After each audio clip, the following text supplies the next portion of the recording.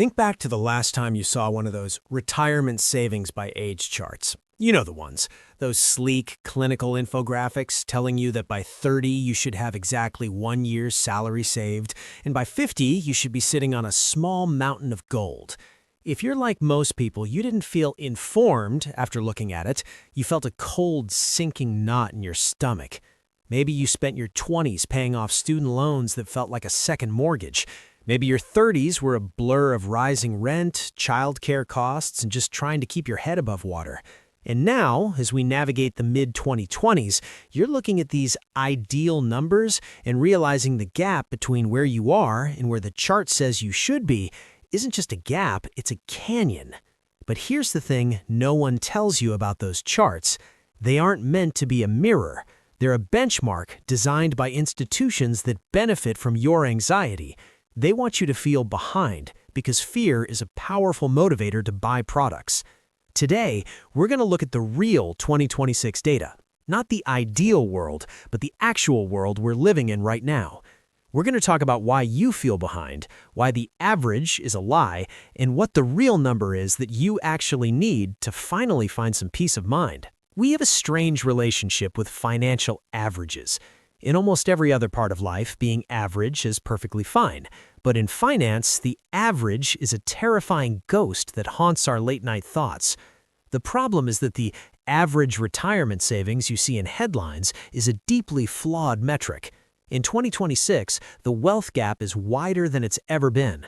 If you have 10 people in a room and one of them is a billionaire and the other 9 have zero, the average person in that room is a 100-millionaire. But that doesn't help the 9 people who can't buy groceries.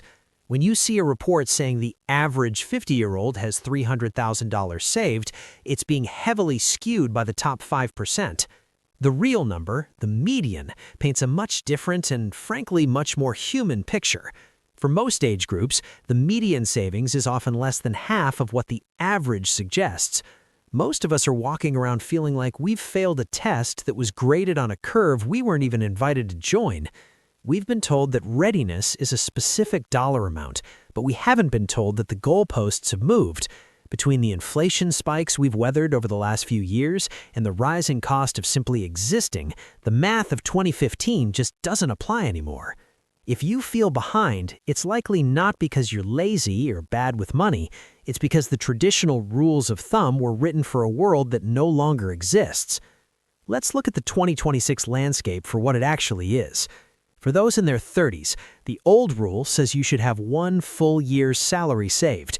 But the reality, the median savings for this group is currently closer to $18,000.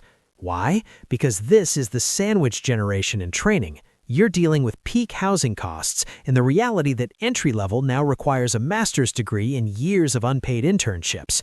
You aren't failing at 30. You're surviving a system that front-loaded all your expenses. By the time you hit your 40s, the pressure ramps up.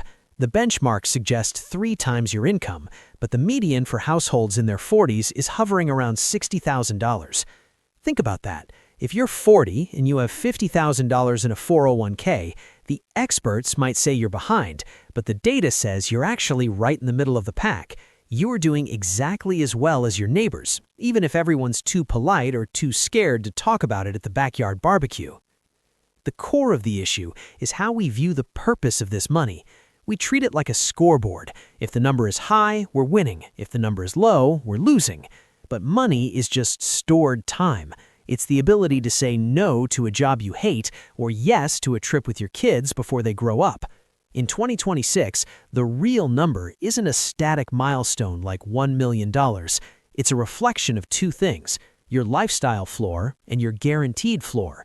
The lifestyle floor is what it actually costs for you to be happy, not the Instagram version of your life, but the version where the bills are paid, the fridge is full, and you can afford a hobby you love. The guaranteed floor consists of things like Social Security, which, despite the doom and gloom headlines, remains the bedrock of American retirement, and any fixed income you might have. The gap between those 2 floors is the only number that actually matters. And for many people, that gap is much, much smaller than a 7-figure portfolio. The realization that changed everything for me, and for many of the people I talk to, is this. You don't need to replace your income. You need to replace your expenses. Most financial advice tells you to aim for 80% of your pre-retirement income. But why? When you're 67, you won't be saving for retirement anymore. That's a huge chunk of your current income gone right there. You won't be paying FICA taxes. Your mortgage might be gone. Your kids will hopefully be off the payroll. When you shift the focus from income to expenses, the mountain you have to climb suddenly looks a lot more like a hill.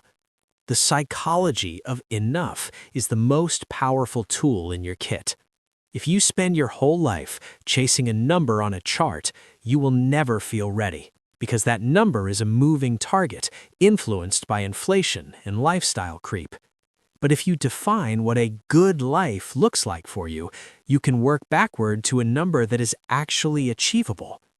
Peace of mind doesn't come from hitting a benchmark set by a bank. It comes from the clarity of knowing exactly what your life costs and seeing a path to cover it. That path doesn't have to be perfect, it just has to be yours. So what does this look like in the real world starting tomorrow? First, I want you to ignore the average and find your median. Look up the median savings for your specific age and income bracket. You'll likely find that you're doing much better than the average would lead you to believe. This isn't about being complacent, it's about lowering your cortisol levels so you can actually think clearly. Anxiety makes for terrible financial decisions. Second, focus on the gap. Take 10 minutes this weekend to look at your current monthly spending. Subtract the things that will disappear when you stop working. Then, look at what your projected Social Security benefit is. The difference is what your savings actually needs to cover. Third, embrace the 1% shift. Don't try to leap from 5% to 20% savings overnight. It's too painful and you'll quit. In 2026, many workplace plans have auto-escalation. Use it. If you increase your savings by just 1% of your salary each year, you won't feel the pinch in your daily life, but the math over a decade is staggering. Finally, prioritize your future self without punishing your present self. If you spend your entire life living like a monk just to be a wealthy 80-year-old, you've missed the point. Money is a tool for life. Save enough to be safe, but spend enough to be human. If you're sitting there thinking, I'm still behind, I want you to take a breath. The fact that you're even thinking about this, the fact that you've sat through a video about financial psychology means you're already ahead of the curve. Most people are living in a state of financial avoidance because the numbers feel too scary to look at. You've had the courage to look. Retirement isn't an all-or-nothing event. It's a transition, and it doesn't have to be perfect to be successful. If you don't hit the 10x salary goal, you don't fail. You just adjust. Maybe you work 1 year longer. Maybe you downsize. Maybe you find a passion project that brings in a little extra cash. The charts are just ink on paper. Your life is much more flexible than a spreadsheet. If this perspective made you feel a little more at ease, it would mean a lot to me if you'd like this video and subscribe to the channel. It's the best way to help us keep these honest conversations going. And before you go, I'd love to hear from you in the comments. What's the one financial rule you've decided to stop stressing about? Or, if you're comfortable, what does enough look like for you? Let's start a conversation down there. No judgments, just real talk. Progress, no matter how small, beats perfection every single time. You're doing better than you think. Just keep moving forward.